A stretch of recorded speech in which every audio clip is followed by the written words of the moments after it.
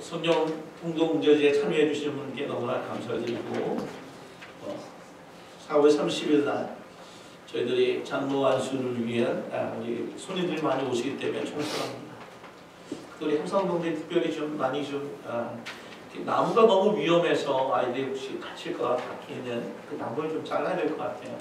아이들 그 밖에 있는 위험한 것들 하고요. 특별히 이제 4월 30일이나 5월 7일 날에 그날은 좀 점심을 좀 간단히 했으면 좋겠어요. 간단히 하고 저기 청소하고 그다음에 5월 7일 날은 또 주님의 그 손님들 오신 분들 맞이하게 음식을 할 때에 준비하시면 좋겠습니다. 안수식이 4월 19일 날 있습니다. 우리 조전사님을 위해서 많이 기도해 주세요. 우리 융집사님에서 많이 기도해 주셔서 사람이 목사가 안수하는 게 아니라 하나님 친히 안수하는 예식이 될 수 있도록 기도해 주시길 바랍니다. 교우 소식에 몸이 아픈 성도들이 있습니다. 기도해 주시고 우리 김성아 자매 특히 동역 경제를 위해서 기도해 주시면 감사하겠습니다. 함께 일어나셔서 하나님의 말씀 같이 나눌 때에 오늘 말씀은 누가복음 22장 54절에서 62절인데요. 우리 김기원 집사님 위로 주장에 나오셔서 하나님의 말씀 공독해 주시겠습니다.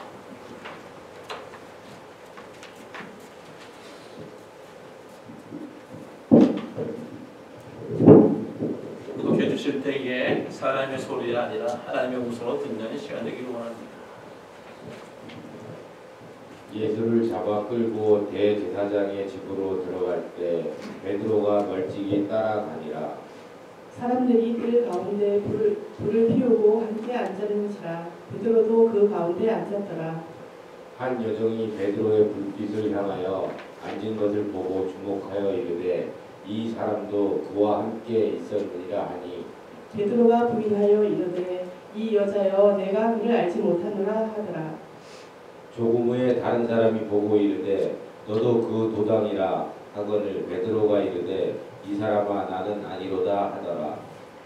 한 시쯤 있다가 또 한 사람이 장담하여 이르되 이는 갈릴리 사람이니 참으로 그와 함께 있었느니라.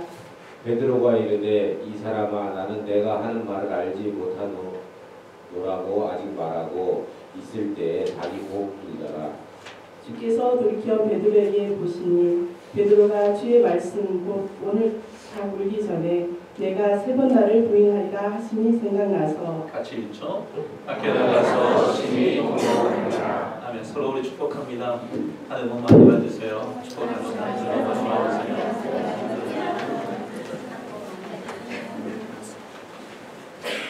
왜 지난주 말씀 제목 혹시 기억나십니까?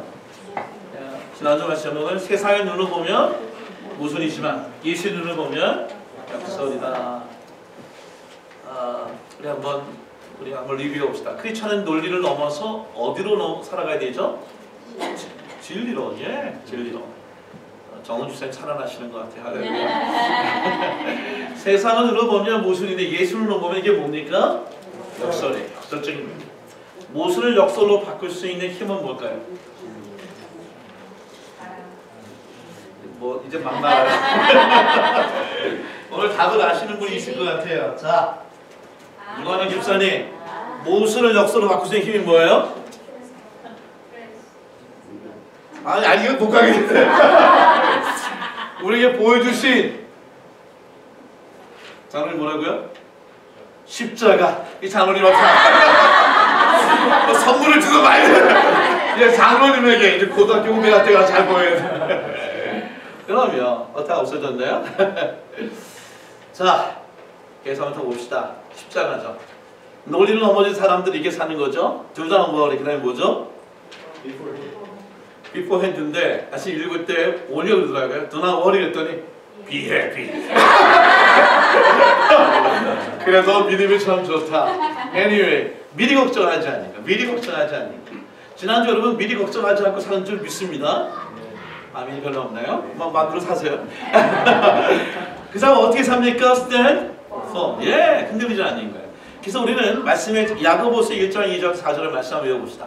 자, 내 형제도 너희가 여러 가지 시험을 당하거든 온전히 감사히, 여기 감사하고 기쁘게 여기고, 그리고 이는 너희 믿음의 시련이 뭘 만들어요? 인내를 만들리라. 인내를 만드니까 시험은 기쁜 거야. 그래서 뭐라고 얘기하죠? 같이 보자. 시작. 인내를 온전히 이루라. 이는 너희로 온전하고 구비하여 조금 더 이번에 장로 안수를 위해서 기도 많이 해주세요. 많이. 부족하게 이렇게. 집사님 알면서도 이렇게 여러분들 어떻게 하나님 균형이 증거리가 눈이 빡 뜨잖아 지금. 그죠? 우리 대걸려 눈이 팍 뜨고. 자, 우리는 그런 거예요. 우리는 한 세상은 바보라고 무신앙 얘기하죠. 우리는 뭐냐 이것을 파라독스하다. 간증을 하더라고요. 지난주에 대학부 애들 데리고 막 가는데 목사님 오늘 말씀에 호주가 그러더라고요. 오늘 이 말씀이 오늘 자기가 이미 미리 준비된 느낌이 들어요. 왜냐니까 이 파라독스라는 얘기를 설교로 들었는데 사실은 바로 전에 이 주간에 영어 시간이라고 할 때 파라독스를 배웠다니까. 바로 배우고 그 뜻을 알고 와서 들으니까 오늘 예수 그리스도의 이 모순이 자기 역사로 왔다고 해서 제가 큰 위로가 되었습니다. 반면에 제가 큰 상처를 받은 게 있습니다. 제가 여러분 한번 생각해보세요. 이 작은 거인이 이게 파라독스 얘기했잖아요. 그래서 뭐냐면 급할수록 어떻게 하라고요? 돌아지는 것이. 그래서 제가 예를 든 게 제가 뭐죠? 나는 제 별명이 뭐죠? 돈가스. 분명히 그건데 하영이가 옆에서 TV에게 번역을 이렇게 얘기하더라고요. 돈가스가 어려워서 나는 그냥 플라이 피그라고 얘기했어요. 그래도 어제 너무하는 것 같아요. 막 플라이 피그 마음대로. 여러분 세상의 모순이고 바보지만 예수를 믿는 사람들은 거꾸로 살아가는 거예요. 세상이 그런데 큰 널판치로 생명 없이 가는 것이 아니라 생명력 있는 물고기에 대해서 치고 올라가는 거예요. 이게 그리스도의 삶이죠. 오늘 그렇게 살아갈 줄 믿습니다. 아멘. 오늘 본문의 제목의 설교를 이렇게 잡았어요. 쫓아보세요. Never say, never again. 우리에게 잡았습니다. 쫓아보세요. 베드로의 자신감이 아니라 예수의 자신감으로 삽시다. 오늘 그렇게 살기를 원합니다. 시간이 없어서 그냥 바로 설교합니다. 여러분 지난 한 주 동안 제가 비브리컬 인터프리테이션을 그 공부를 하고 있는데 공부할 때에 설교하면서 해석하는 방법이 여러 가지 방법이 하나가 이렇게 얘기하더라고요. 그게 뭐냐면 단어 하나가 중요하다는 거예요. 뭐 사실은 한 단어를 외우고 있으면 그 단어를 통해서 뭐가 생기냐면 컨셉이 생긴다는 거예요. 왜냐면 우리가 얘기하는 파라독스라고 하는 것을 갖고 있으면 파라독스를 가져오는 개념에 뒤에는 미닝들이 온다는 거예요. 그래서 내부 다 잊어버려도 그 컨셉이 온다는 거예요. 그 컨셉을 이해하면 뭐가 되냐? 그 다음에는 스토리가 온다는 거예요. 아, 그때 어떤 이런 파라독스한 일이 있었구나. 그리고 스토리가 다 사라지면 남아있는 게 뭐냐면 복음이 남아있는 거예요. 제가 이 말씀하다 오늘 단어 한 가지를 오늘 소개합니다. 그 단어는 뭐냐면 never라고 하는 단어예요. 네. 여러분 never라고 하는 단어가 어떻게 비춰집니까? 그렇죠? 대관은 제가 오늘 앉아다가 애쓰는 것 같아요. 막 내 대답해 주고 있을게. 제가 근데 일비부 때 never라는 단어 보니까 여러 가지 예를 들었었어요.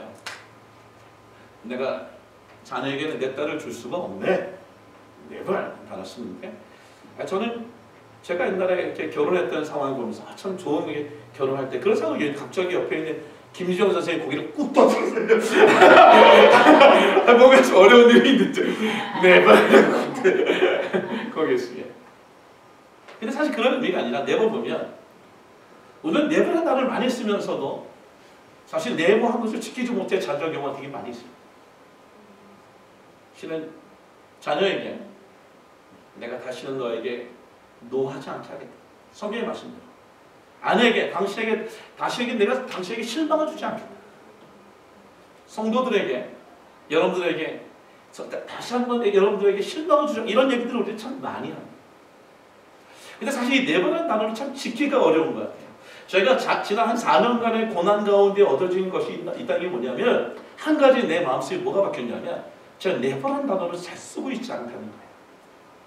성도님이 저한테 목사님 이렇게 해주셔야 됩니다. 이렇게 바꾸면 내가 잘못했는데 내가 그때마다 뭐냐면 네 그렇게 하겠습니다. 절대로 그렇게 하시다. 그런 얘기 안 하는 거예요. 제가 또 실수할 수도 있어요.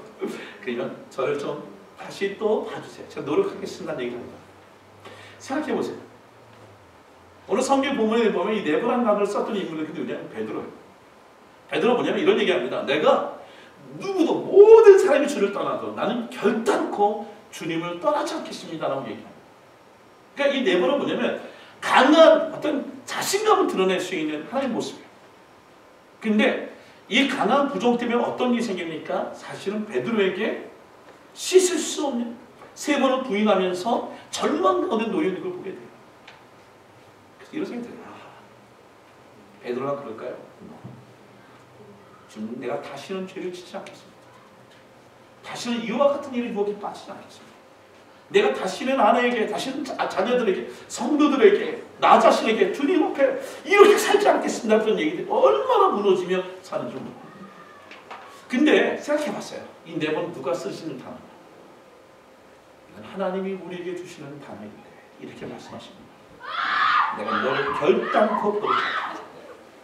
내가 결단코 너를 떠나지 않겠다. 내가 결단코 너를 홀로 두지 않겠다. 하나님께서 모세와 해주셨던 여호수아에게 내가 결단코 너를 떠나지 아니하고 너를 버리지 않고 하시겠다. 제가 한번 화요일날 그 기도하던 자리에, 화요 기도 자리에 모였던 기도 노트를 좀 보게 됐었어요. 아마 정훈 집사님 그때 아마 그 기도 나눴던 것 같아요. 여호수아 있자. I don't know. 기억날지 모르겠지만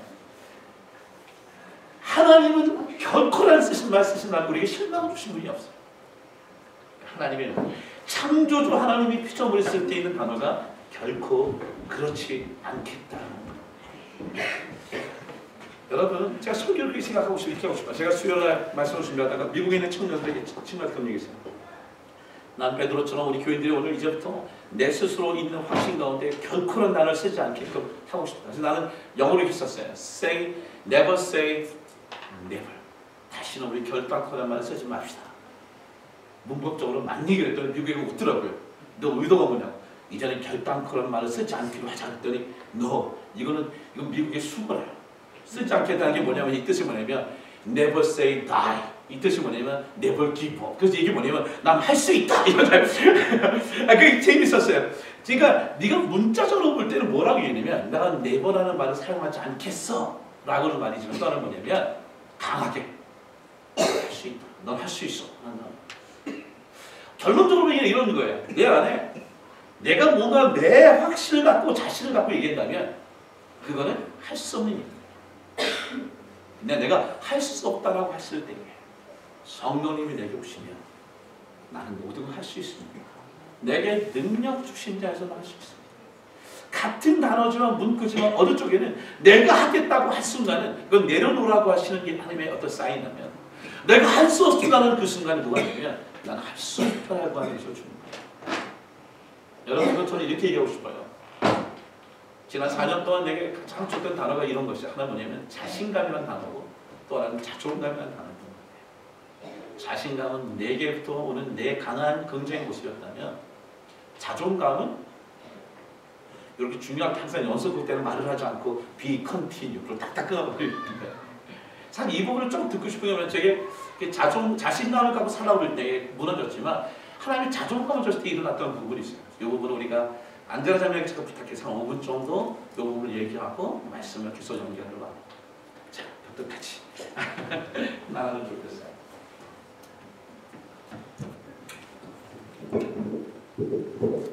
지난번에 제가 그 자존감에 대해서 약간 프레젠테이션 했던 적이 있었는데요.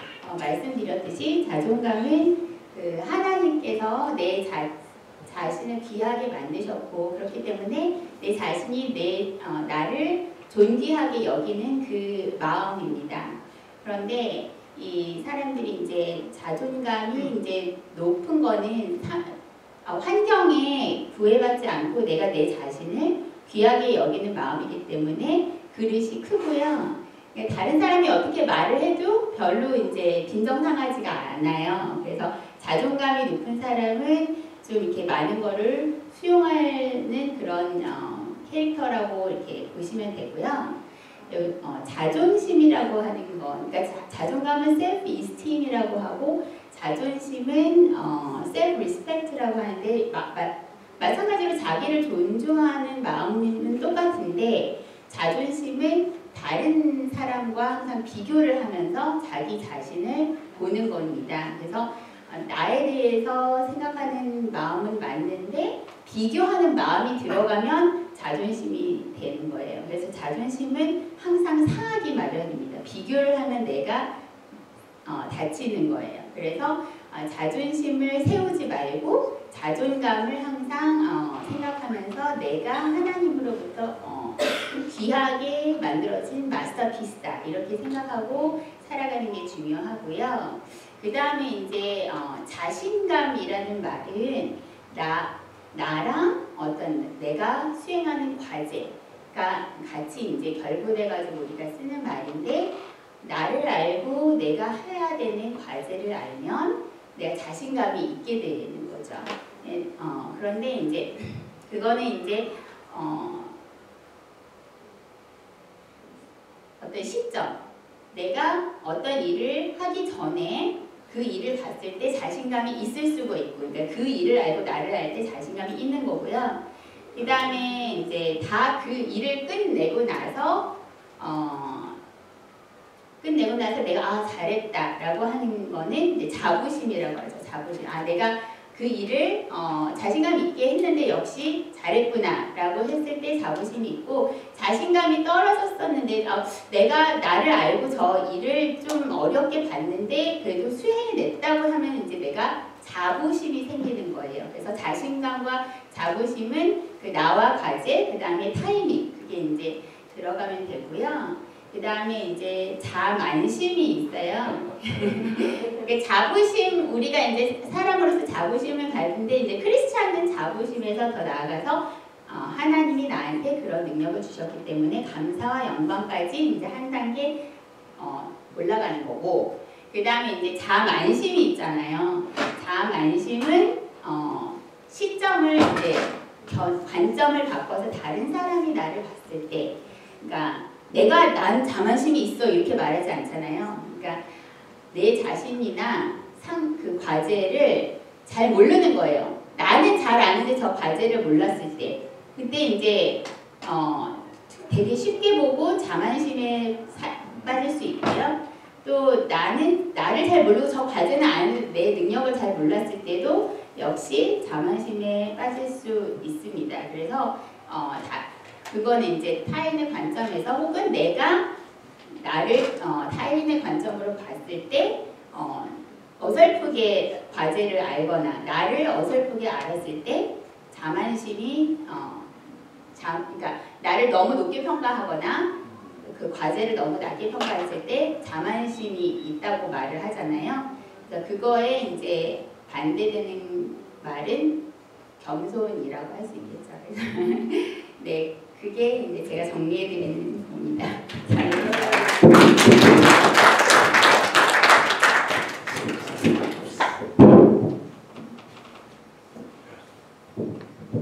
제가 오늘 본문에 돌아가면서 누가복음 보십시오. 22장 보면 오늘 본문 가운데 62절에 베드로가 밖에 나서 통곡합니다.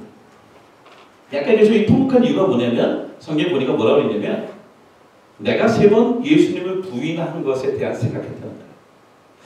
어떻게 보면 제가 베드로를 옹호한다면 베드로는 다른 제자들보다 훨씬 더 훌륭하신 사람. 왜냐하면 다 도망쳤지만 베드로는 예수님을 도망치지 않고 따라간 사람이기 때문에. 근데 베드로는 다른 제자들보다 더 많이 사람들에 의해서 후대에 있는 성경학자들에 의해서 베드로는 예수님을 세월 부인했다는 사건 때문에 그를 우리는 비난하게 되죠. 그게 비난받을 수 있는 일이 뭐였는가 생각해보면 이런 거예요. 그가 3번 부인했기 때문에. 근데 보세요. 부인했다라고 하는 이 단어를 보면 오늘 누가복음 같은 경우는 그런 표현되지 않지만 같은 본문의 마가복음에 뭐라고 이렇게 얘기하면 나는 모두 주를 버렸지만 나는 결코 버리지 않겠습니다. 굉장히 자신감이 있어요. 영어 성경문 엔데벨트 보면 뭐라고 되어 있냐면 I will never desert you. 그래서 desert가 뭐냐면 사망이라는 단어도 있지만 이 버리다는 뜻인데 당신을 버리지 않겠다고 자신감을 갖고 있어요. 생각해 보십시오. 베드로는 한 번만 부인한 게 아니에요. 그러니까 한 번 부인하고 난 다음에 성경에 보니까 처음에는 부인만 해요. 근데 두 번째는 어떻게 하냐면 부인하고 나서 뭘 하냐면 맹세를 해요. 왜냐면 부인한 거를 갖다가 뒤집을 수는 없으니까 한 번 얘기했으니까 진짜 맹세를 해. 맹세하다가도 이제 설득이 안 되니까 어떻게 하는 거 성경 보니까 저주를 해. 그러니까 자기 얘기에 자기가 나온 이 생각에 대한 부분들이 결코 틀리지 않다는 것을 하기 위해서 3번씩을 여러분 생각해 보세요. 우리가 부인한다는 것이 굉장히 약한 것 같지만 마태복음 10절 보면 주님이 제일 싫어하는 것 중에 하나가 뭐냐면 이런 거예요. 네가 세상에 나를 부인하면 나도 하늘나라에 가서 너를 아버지 앞에서 부인하시겠다고 하신 분이 예수님이 말씀입니다. 여러분 베드로가 그렇게 자신 있게 내가 예수님을 결코 버리지 않겠다고 얘기하고 따라갔었는데 예수님이 부활한 그날에 다 즐거운 그날의 베드로의 모습을 보십시오.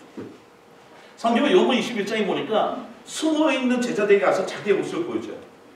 그리고 도마를 만져보게 해요. 그래서 다 즐거운 상황이에요. 근데 보세요. 성경 보니까 요한 21장 보니까 그 후에 예수님이 부활하신 걸 만났어요. 그러면 만났으면 어떤 생각이에요? 이제는 부활한 예수님과 함께 자기 자신이 이제 예수님과 함께 주님의 사역을 증거할 수가 있는 상황인데 그 순간 어떤 일이 시작하느냐? 요한복음 21장에 그 후에 어떤 일이 하냐면 베드로는 주와 동행하지 않고 나는 다시 물고기를 잡으러 바다에 가겠다라고 얘기하고 있어요. 여러분 그런 거 경험한 적 있으세요? 내가 주님 앞에 충성하겠다고 그러고 헌신하겠다고 다짐하고 쭉 하고 난 다음에 그러고 난 다음에 하나님에게 큰 실망을 남게 되었어요.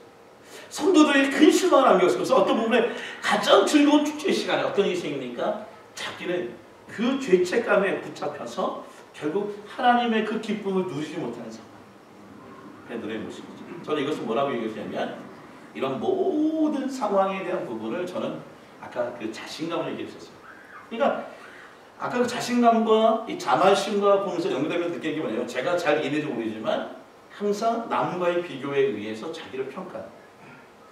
그리고 하나님으로부터 오는 자존감이 아니라 비교 또는 과거, 사람들의 눈 이걸 통해서 자기 자꾸 드러내는 것들이 베드로에게 있었다는 거지. 성경 보십시오. 베드로의 자신감이 얼마나 컸냐면 베드로의 사회 경제적인 것을 보면 학자들이 이렇게 얘기합니다. 사회 경제를 보면 베드로는 어부였지만 그래도 중상류층이었다고 생각을 해요. 왜냐하면 어부라고 하면 가난할 수 있는데 로마 시대 때 가장 최고의 그 피쉬를 물고기를 올려는 것이 갈릴리 바닷가에서 하는 고기라고 얘기합니다. 지중해에서 하는 고기. 근데 그 고기를 올렸을 때에 모든 상류층이 못하게 너는 나를 따라 얘기했지만 베드로는 뭐라고 했냐면 너는 뭘 두고 따르냐면 너는 너가 가지고 있는 배를 남겨줘. 그러니까 자기의 배를 갖고 자기가 영업하면서 상류층에 누리고 있었던 그것이 있었어요. 자기 마음속에 경제에 부족한 농산이 있었어요. 갖고 있었어요. 여러분 리더십을 보십시오. 리더십은 어떤 것이 있습니까? 리더십 보면 어떤 거냐면 자기가 수제자라고 하는 것이 있어요. 항상 성경에 12명의 제자가 있지만 그 중에 꼭 베드로, 요한, 야고보를 죄송합니다. 예수님 외에도 문고리 3인방인 거죠. 이야기 시키기 위해서. 그래서 베드로, 요한, 야고보를 항상 따로 데리고 다니셨어요. 근데 보세요. 베드로, 요한, 야고보예요. 늘 베드로, 요한, 야고보예요. 항상 베드로를 먼저 세우셨어요. 근데 사실은 베드로는 자기 동생 안드레에 의해 전도받은 사람이에요. 그러니까 뭐냐면 안드레가 먼저 갈 수 있지만 순서와 관계없이 하나님 예수님이 베드로를 기획하고 있었어요. 요한과 야고보는 어떤 인물입니까? 요한과 야고보의 엄마가 살로메인데 그 살로메가 항상 그렇죠. 주님께서 예루살렘 올라가면 좌편 우편에 우리 아들을 세워주세요. 이거 그냥 신청한 게 아니라 이 살로메가 누구냐면 자기의 예수님의 어머니 마리아의 친동생의 바로 살로메라고 역사를 얘기해요. 어떤 얘기냐면 요한과 야고보의 관계는 사촌 관계. 그러니까 친족과 혈족 관계를 뛰어넘어서 베드로를 수제자로 세웠어요. 그러니까 뭐 얼마나 영적으로 이 자기의 저 리더십을 갖고 있겠어요? 자신감이 있었죠. 신앙의 처음에 어떤 겁니까? 다른 제자들이 경험하지 못했던 경험한 게 많아요. 예를 들면 무리를 걷는 거. 이 무리를 걸었던 거는 베드로가 유일해요. 다른 제자들 걷지 못했어요. 천국의 열쇠. 우리 할머니의 이름은 천국의 쇳대. 이 쇳대를 받은 것도 누굽니까? 베드로예요. 그러니까 베드로는 신앙적인 체험과 가지고 있는 소유가 많아요. 그 중에 특별히 뭡니까? 영적인 축복인데 그 신앙 고백 위에 예수님께서 교회를 세워주세요. 그래서 캐톨릭이 갖고 있는 교황은 뭐라고 하면 누구의 후기자로 그러면 베드로의 후예라고 얘기합니다. 그러니까 뭐냐면 이 베드로는 내가 교회를 세웠다고 하는, 교회에 세운 고백을 세웠다는 것에 대한 부분에 자신감이 가득 찼어요. 그래서 그는 뭐라 얘기할 수 있어요? 주님, 고백이 뭡니까?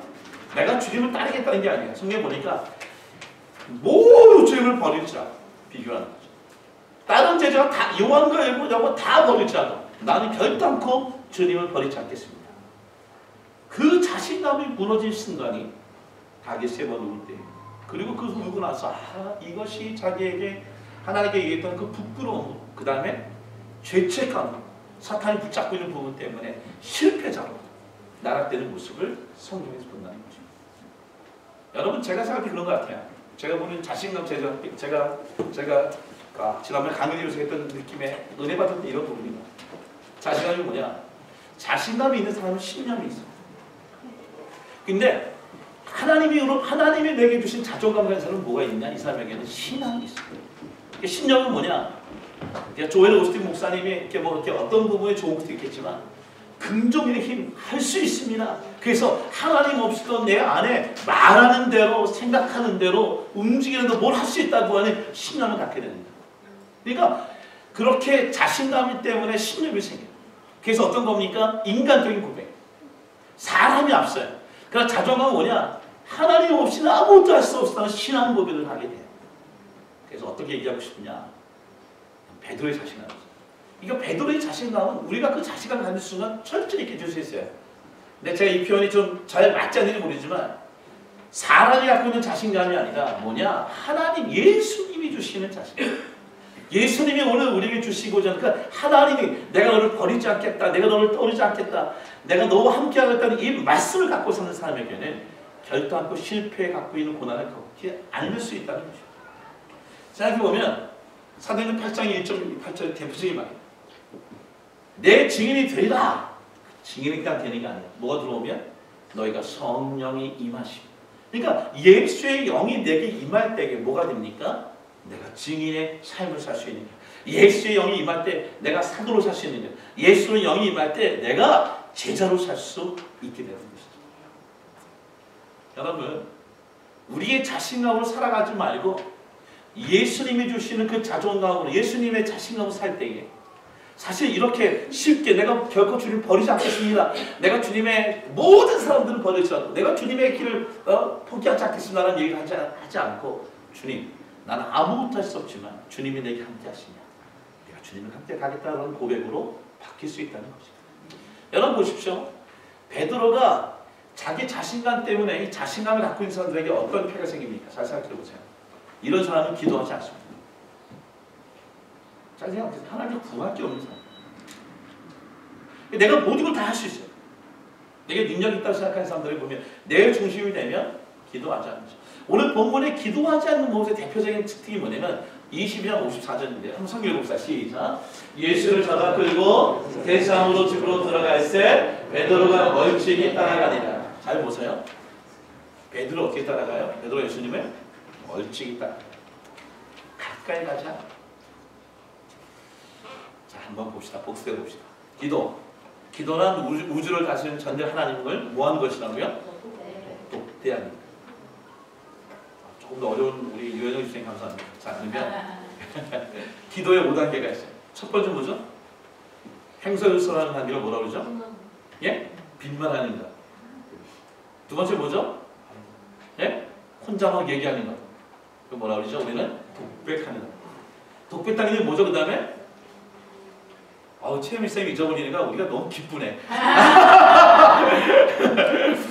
그래, 대화를 하게 되고, 그래 뭐죠? 대화를 한 다음에 들으려고 하고, 그 다음 단계는 뭐죠? 교제하는 거죠. 그러니까 주님, 난 아무것도 할 수 없다고 고백하는 사람들의 어떤 특징이 뭡니까? 주님을 계속 주님을 좀 듣고 교제하고 주와 동행하는 거예요. 근데 베드로의 모습이 어떻습니까? 베드로는요, 주님과의 거리가 점점 멀어져. 주님이 필요해요. 모든 사람에게 이미 얘기했어요. 그러니까 주님을 따라가야 되는데 어떻습니까? 주님과 동행하지 않는 거예요. 늘 어떤 거리를 두고 내가 할 수 있는 일을 하면서 그렇게 주님과 십자가를 지지 않고 함께 가는 것. 오늘 우리가 그런 상황입니까? 주님의 도움이 필요하잖아요. 주님과의 대화가 필요하잖아요. 내가 주님께 부르짖을 일도 없어요. 그럼 뭐냐면 지금은 하나님의 힘으로 내가 살고 있는 것이 아니라 누구의 힘으로 살고 있어요? 내가 할 수 있다라고 하는 그 자신을 살기 때문에 하나님과의 컨택 포인트를 잃어버립니다.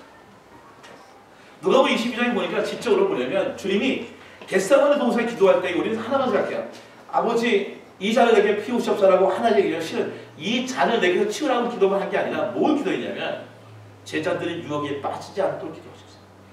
그러니까 시험에 들지 않게 너희도 기도하고 예수님이 기도한 포인트에 내게 많은 내용은 자기가 떠난 이후에 남아있을 제자들이 어떻게 살 것인가에 대한 것을 갖고 중보기도 하셨던 것이 겟세마네 동산에서의 예수님의 기도의 내용이었던 것입니다. 여러분 만약에 나는 주님 앞에 주님의 힘으로 살지 내 힘으로 살지 않습니다라고 얘기하면서 기도하지 않고 있다면 우리 자신을 돌아볼 필요가 있다는 것이에요. 돌이켜보면 자신감을 갖고 자기 힘으로 사는 사람은 뭐냐면 말씀의 귀를 기울이자. 미안한 얘기지만 설교를 듣는 것도 마찬가지고 통독도 마찬가지고 오늘 이 말씀이 아니면 내가 살 수 없다고 생각하는 사람들의 눈빛과 이 말씀을 들어도 안 들어도 관계없는 말씀의 결을 듣게 다르죠. 그러니까 베드로는 오늘 예수님의 음성을 듣는 일이 별로 중요하지 않아요. 말씀을 기억하는 일이 중요하지 않아요. 말씀을 공부하는 게 중요하잖아요. 말씀을 통독하는 게 중요하잖아요. 왜요? 그 자기 인생 사는 것에 불편함을 느끼지 않기 때문에. 오늘 그 증거가 어떤 인생이냐면 말씀을 기울이지 않고 명심하지 않는 사람들 어때냐면 베드로의 모습을 보십시오. 22장 50을 보니까 베드로가 어떻게 합니까? 그는 예수님을 따라가지만 멀리 따라갔고요. 근데 뭐라 합니까? 예수님의 그 맞는 자리 가야바의 그 법정에서 뺨을 맞고 침을 뱉음을 당하고 가진 욕속을 다는 순간에 같이 함께하지 않고 뭐라고 했습니까? 그들은 불을 피워놓고 있는 그 많은 군중스러운 속에 앉아 있습니다. 시편 1편의 말씀 이거 항상부터 오늘 외우라고 얘기했었거든요. 네. 보세요. 복 있는 사람은 뭘 따라가잖아요? 그 다음에 어디에 서지 않아요? 그 다음에 어디에 앉잖아요? 오만한 자리에 앉잖아요. 그러니까 우리 사람들 이게 오만한 단어가 되게 어려워요. 영어로 봐도 마크란 단어가 너무 어려운 거예요. 근데 마크란 단어가 뭐냐면 찾아보면 조롱. 그래서 마키 그러면 유대인들 쓸 때 조롱하는 말이 유대인들 갖다가 마키란 단어를 쓴다는 거예요. 생각해보세요. 그럼 복 있는 사람 주의 말씀을 묵상하는 자인데 말씀이 떨어지면 어떤 일이 시작되냐면 여기에 보면 오만한 자, 즉 조롱하는 사람들 사이에 앉아있는 거예요. 여러분 베드로가 지금 예수님을 잡아간 사람들, 예수님을 잡아가서 모욕하는 사람들, 침을 뱉은 사람들 가운데 어떻게 합니까? 함께 그 자리에 앉아있어요. 하나님의 말씀을 기억하지 아니하고 오늘 그 자리에 앉아있는 모습이에요. 그러니까 말씀이 필요 없고 하나님의 말씀을 경청할 필요도 없고 죄인들 가운데 놓여있는 것에 있는 거죠. 미안합니다. 어떤 죄악의 자리에 앉아도 마음을 치우는 게 없어요. 말씀이 없기 때문에. 내가 유혹의 자리에 빠져있어요. 찔림이 없어요. 말씀이 없기 때문에. 내가 죄를 짓고 있어요. 그런 내가 마음에 고통이 없어요. 말씀이 없어요. 내 안에 말씀이 없으니까 어떻습니까? 오만한 자리에 앉아있게 되는 거죠. 어떻게 그 자리에 앉을 수 있겠어요? 아마 앉아서 모닥 불 가운데 할 수 있는 얘기들이 뭘까요? 야! 그 예수라는 사람을 잡아오는데 그것도 보니까 별거 아니더라. 아마 그런 가식거리 없었을 거예요. 예수님의 제자들 다 도망쳤더라. 아주 부끄러운 얘기 되었을 거예요. 그 같이 아주 듣고 있는 거예요. 여러분, 우리가 말씀을 갖고 있지 않으면 죄 가운데 있더라도 그 죄인지를 알지를 깨닫지 못한 상황이 있습니다. 우리는 우리가 가지고 있는 생각을 내려놓고 죄를 가죠. 세 번째 나타나는 증상이 뭔지 아세요? 자기 본능적으로 신앙으로 가다가 어느 순간에 내가 갖고 있는 것에 자기를 의지한다는 거예요. 성경 보십시오. 예수님이 감난산에 잡혀갈 때에 갑자기 베드로가 칼을 꺼내요. 그 칼을 뭐냐면 예수님이 하지 말라고 했는데도 그것을 갖고 칼로 대사의 종을 말고의 귀를 잘라요.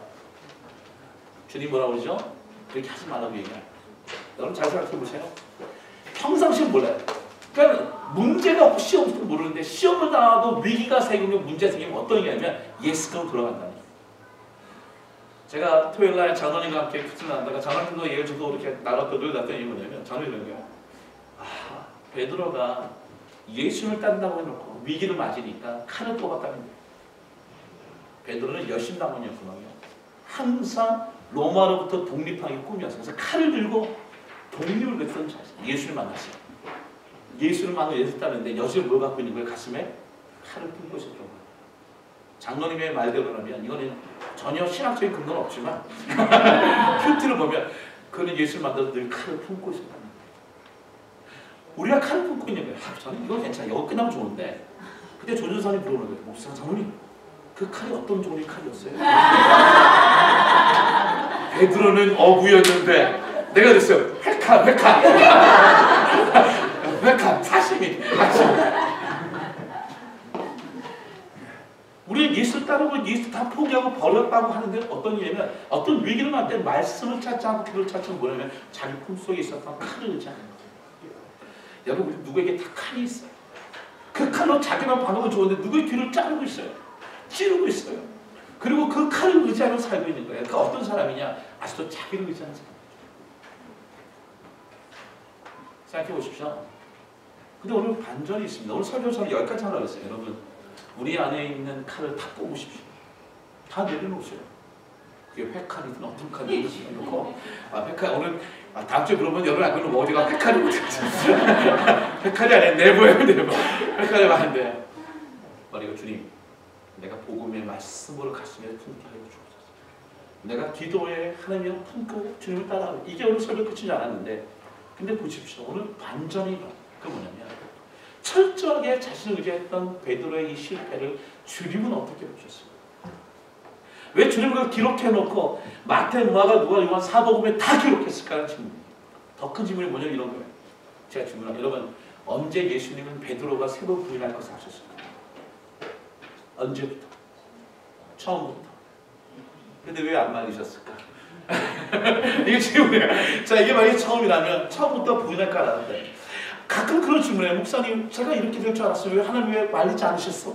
그걸 내가 어떻게 알아? 나는 몰라. 하나님이 아시는 거지. 내가 왜 실패한 거에 대해서 좌절한 걸 끝난 것 이걸 왜 하나님이 이렇게 하셨습니까? 왜 알고 계셨는데 왜 가만히 계셨습니까? 이렇게 얘기하시겠어요. 성경에 보면 최현미 쌤 말씀처럼 누가 보면 본문에 왜 31장 뭐 이런 얘기합니다. 예수님은 알고 계셨어요. 언제부터? 미리.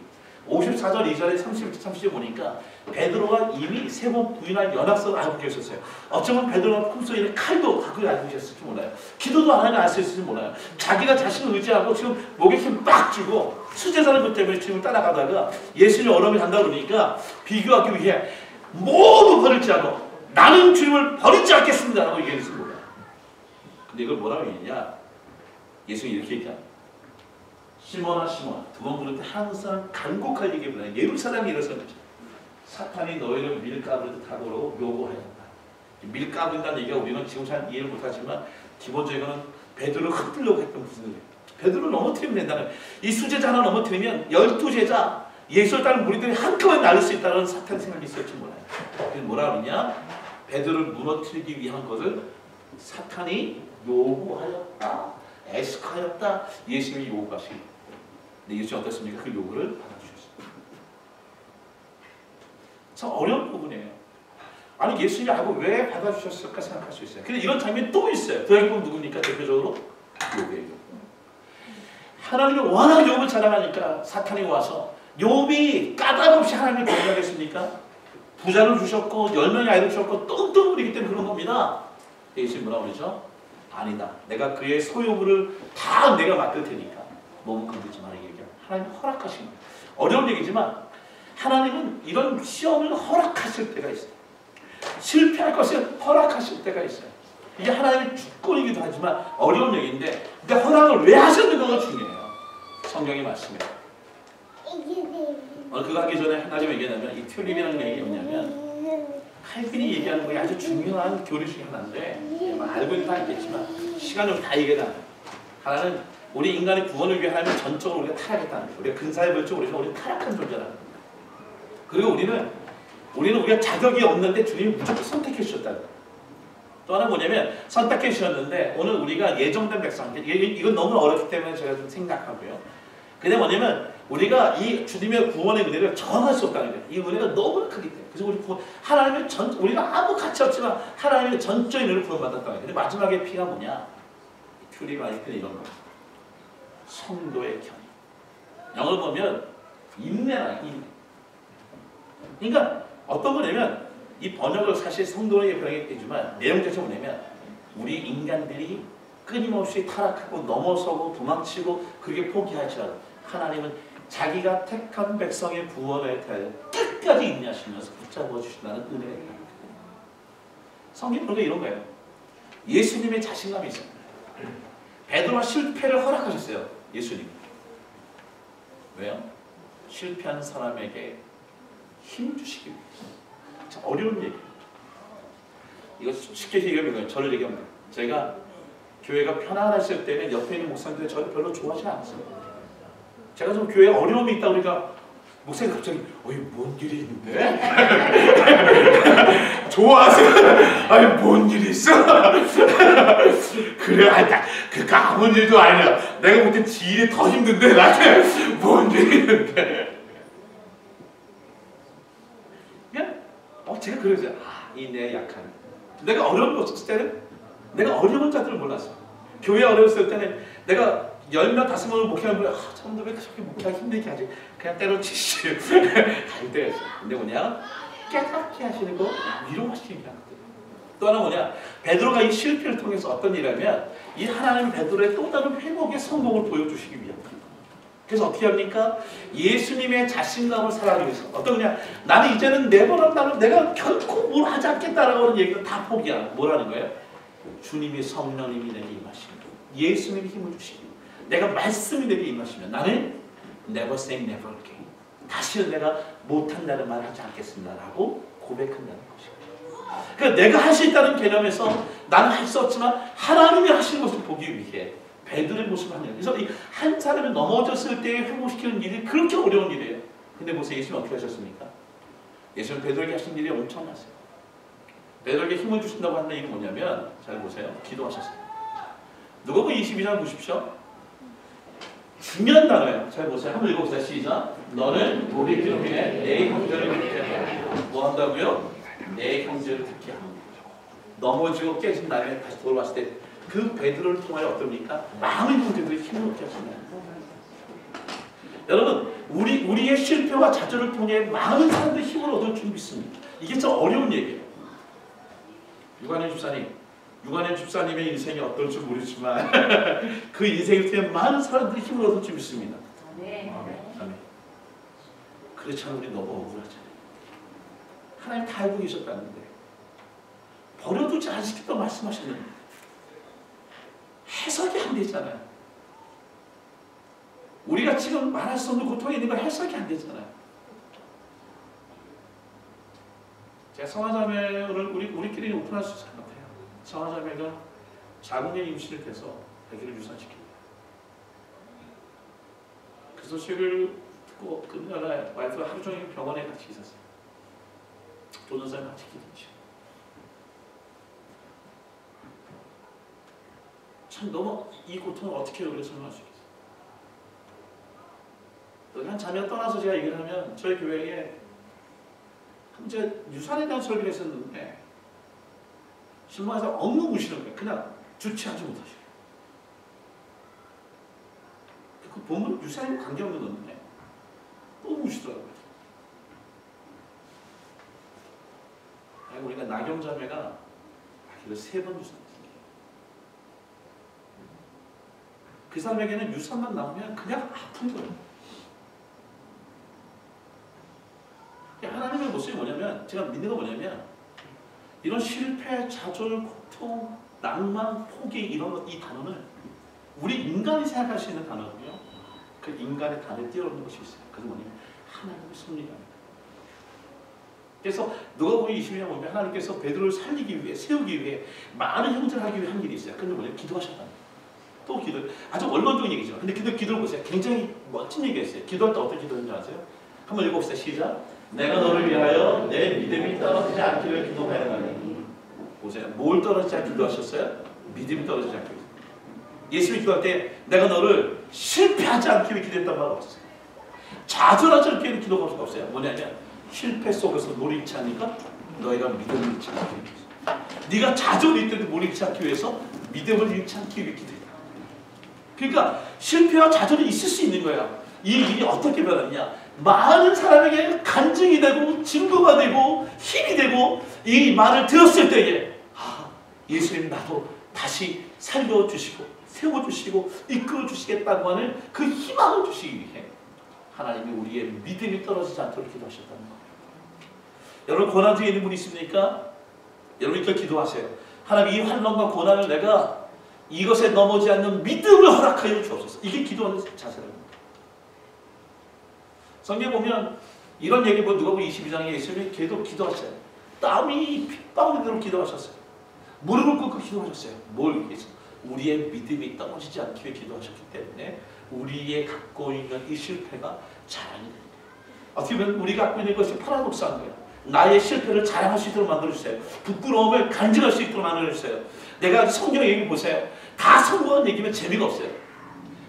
한 사람 한 사람 실패한 사람의 인생들을 다 깔고 놓으시고 주님 뭐냐면 그를 통하여 하나님이 어떻게 역사하시는 걸 보여주시는 거예요. 또 하나 뭐냐면 예수님 보십시오. 오늘 베드로에게 말씀해 주신 게 어떤 말을 하냐면 어려운 얘기를 해주셨다는 거예요. 하나님 예수님이 뭐라고 그러냐면 다 알고 계시는 한 얘기가 뭐냐 이런 얘기입니다. 베드로야 내가 너에게 말하는데 닭이 오기 전에 내가 3번 나를 모르다 부인할 것이다. 여러분 이게 별로 우리는 너무 많이 들어서 감동이 안 되는데 아침에 일부 예배 때 김지현 전사님 제일 편안히 가거든요. 김지현 전사님 만약에 저랑 관계가 안 좋아졌어요. 근데 이렇게 알고 있는데 김 전사님 당신 앞으로 나 3번 부인할 거야. 야 배신할 거야. 전사님 컴퓨터 완전. 그러니까 우리는 좋은 얘기만 듣기를 원하죠. 근데 예수님이 뭐냐면 이 설교 시간을 통해서 주의 말씀대로 우리가 정말 사랑할 이야기를 직접 해주신다는 것이에요. 그래서 주님은 우리를 계속 회복시켜 움직여 주신다는 것이에요. 말씀을 통해서. 그래서 베드로가 어떻습니까? 아하 이게 잘못됐구나 깨달은 게 뭐냐면 그 말씀이 생각났기 때문에 repent and return 돌아설 수 있었다는 것이에요. 하나 더 성경 보니까 뭘 얘기냐면 이렇게 얘기합니다. 예수님 베드로가 기억이 나도록 노려보셨어요. 노려보는 게 주목하셨다는 얘기인데 보십시오. 성경 보니까 주께서 돌이켜 베드로를 보시니 말씀이 생각나고 그 다음에 어떻습니까? 통곡하여 회개하니. 여러분 우리가 하는 게 뭐냐면 예수님의 패션 오브 크라이스트 보면 예수님이 어떻게 보셨어요? 정말 심감된 모습으로 베드로를 바라봤어요. 그 눈빛. 그러니까 예수님 우리를 지켜보고 계세요. 주목하고 계세요. 여러분 믿으셔야 돼요. 그래서 우리가 항상 콜라운데어라는 건 뭐냐면 내가 어디 있든지 주님과 나는 지금 바라보고 있다. 주님이 나를 지켜보고 있다는 이 생각을 갖고 살 때에 베드로가 실패했었지만 그 실패가 많은 사람들에게 힘이 되어줄 수 있도록 하나님 변화시켜 주셨다는 것입니다. 말씀을 정리합니다.